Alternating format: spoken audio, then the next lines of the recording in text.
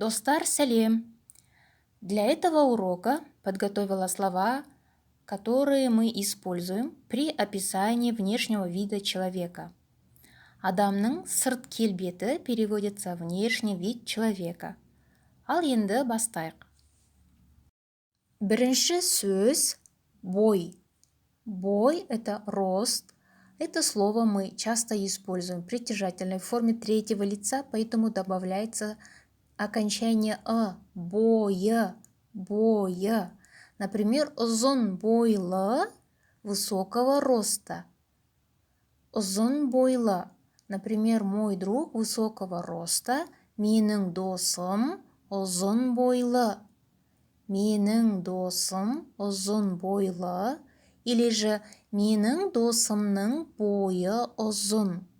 Менің досымның бойы ұзын. Орта бойлы.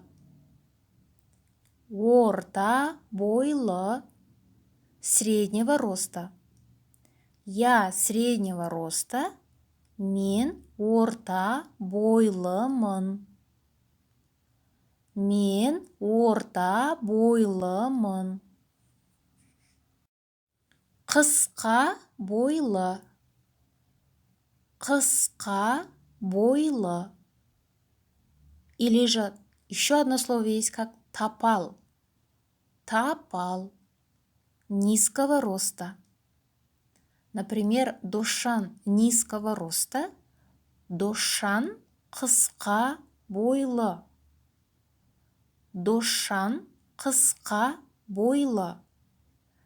Еще такой вариант есть. Дошанның бойы қысқа.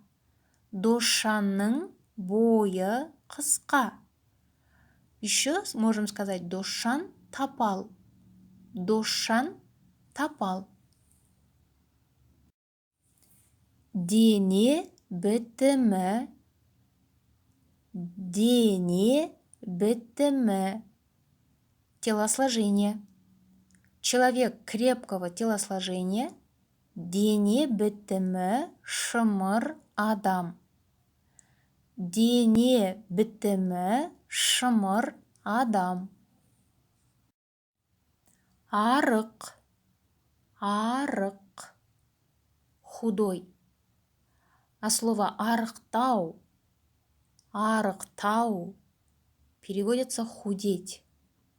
Например, он худой, поэтому эта одежда будет большой. Ол арық. Сол себепті бұл киім үлкен болады. Ол арық. Сол себепті бұл киім үлкен болады. Он похудел. Ол арықтапты. Ол арықтапты. Арықша. Арықша. Худощавый. Его друг худощавый. Оның досы арықша. Оның досы арықша. Толық. Толық. Полный. А слово толу, толу будет полнеть. Мой дедушка идет возле полного человека. Менің атам толық адамның жанында келе жатыр. Менің атам толық адамның жанында келе жатыр. Мой ребенок пополнел. Менің балам толды. Менің балам толды. Толықша. Толықша. Полноватый. Передо мной в очереди стоял полноватый мужчина. Менің алдымда кезекте толықша ер адам тұрды. Менің алдымда кезекте толықша ер адам тұрды. Семіз, семіз, толстый. Толстые люди мало двигаются. Семіз адамдар аз қимылдайды. Семіз адамдар аз қимылдайды. Сұңғақ бойлы. Сұңғақ бойлы. Стройный, стройная. Мне понравилась та стройная девушка. Маған ана сұңғақ бойлы қыз ұнап қалды. Маған ана сұңғақ бойлы қыз ұнап қалды. В этом предложении слово «та» переводится как «она». Она не как мама, да, а «та» переводится. Иықты, иықты, иықты. Плечастый. Твой младший брат плечастый. Сенің інің иықты. Сенің інің иықты.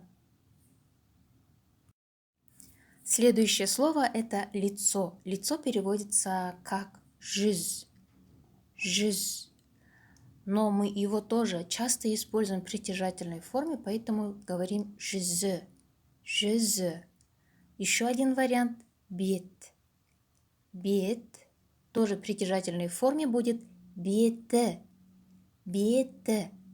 Например, в казахском языке «она приятный человек» или же «у нее доброе лицо» переводится «ол жүзі жылы адам».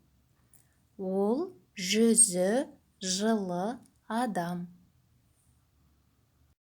Дөңгелек жүзді. Дөңгелек жүзді. Круглолицый. Еще можно сказать беті дөңгелек. Беті дөңгелек. Лицо круглое. Например, круглолицая женщина открыла дверь. Дөңгелек жүзді әйел есік ашты. Дөңгелек жүзді әйел есік ашты.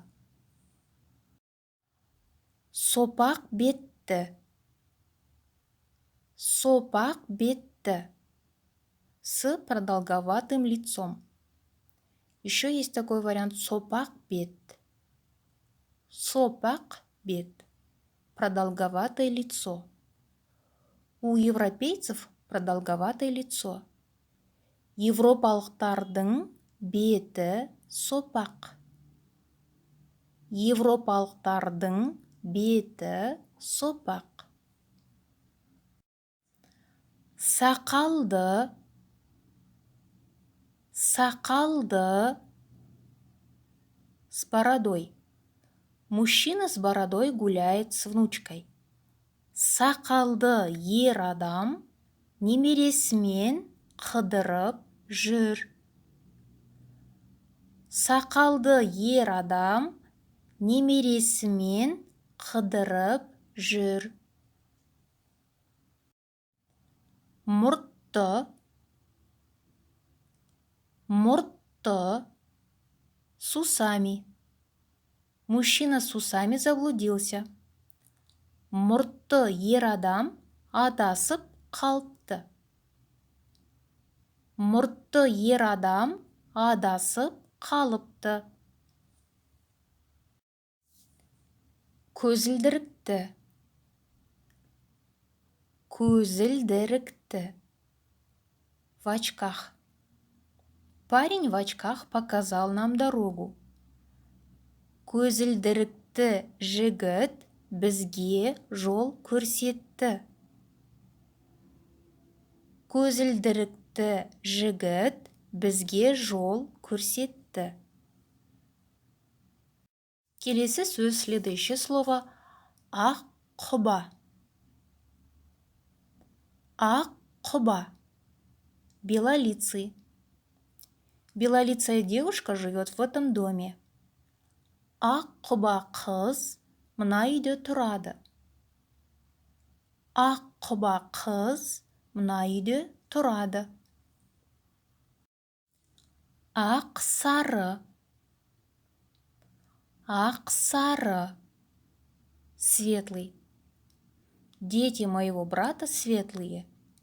Менің ағамның балалары ақ сары. Менің ағамның балалары ақ сары. Қара торы. Қара торы. Смуглый. Смуглая женщина была моей учительницей.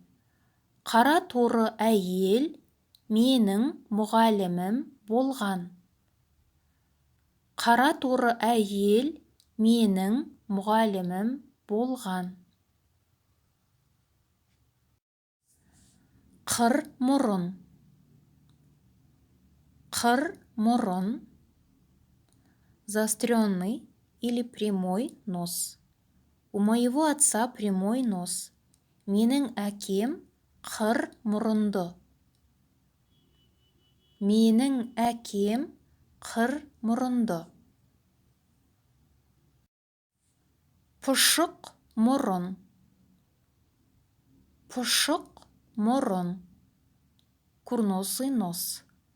Оказывается, у него курносый нос. Оның мұрны пұшық екен. Оның мұрны пұшық екен. Қара көз. Қара көз. Черные глаза. У ее внучки черные глаза. Оның немересінің көзі қара. Оның немересінің көзі қара. Қой көз. Қой көз. Карие глаза. У высокого мужчины были карие глаза. Ұзын бойлы еркек қой көзді болды. Ұзын бойлы еркек қой көзді болды. Сұр көз. Сұр көз. Серые глаза. У моего сына серые глаза. Менің ұлымның көзі сұр. Менің ұлымның көзі сұр. Көк көз. Көк көз. Көк көзді. Көк көзді. Көзі көк. Көзі көк. Голубоглазый. Жасыл көзді. Жасыл көзді. Көзі жасыл. Көзі жасыл. Зеленоглазый. Например, ваши глаза оказываются голубые. Сіздің көзіңіз көк екен. Сіздің көзіңіз көк екен. Зеленоглазая кошка. Жасыл көзді мысық. Жасыл көзді мысық. Көзі үлкен. Көзі үлкен. Большеглазый. Большеглазая девушка. Көзі үлкен қыз. Көзі үлкен қыз. Қысық көз. Қысық көз. Узкие глаза. У моего сына узкие глаза. Менің ұлымның көзі қысық. Менің ұлымның көзі қысық. Қасы қалың. Қасы қалың. Густые брови. Мужчина с густыми бровями вышел из здания. Қасы қалың ер адам ғимараттан шықты. Қасы қалың ер адам ғимараттан шықты. Қасы жіңішке. Қасы жіңішке. Тонкие брови. Женщина с тонкими бровями каждый день плавает. Қасы жіңішке әйел күнде жүзеді. Қасы жіңішке әйел күнде жүзеді. Қара шаш. Қара шаш. Черные волосы.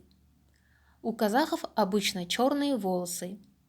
Әдетте қазақтардың шашы қара. Әдетте қазақтардың шашы қара. Қоңыр шаш. Қоңыр шаш. Коричневые волосы. Девушка с коричневыми волосами помогла мне. Қоңыр шашты қыз маған көмектесті.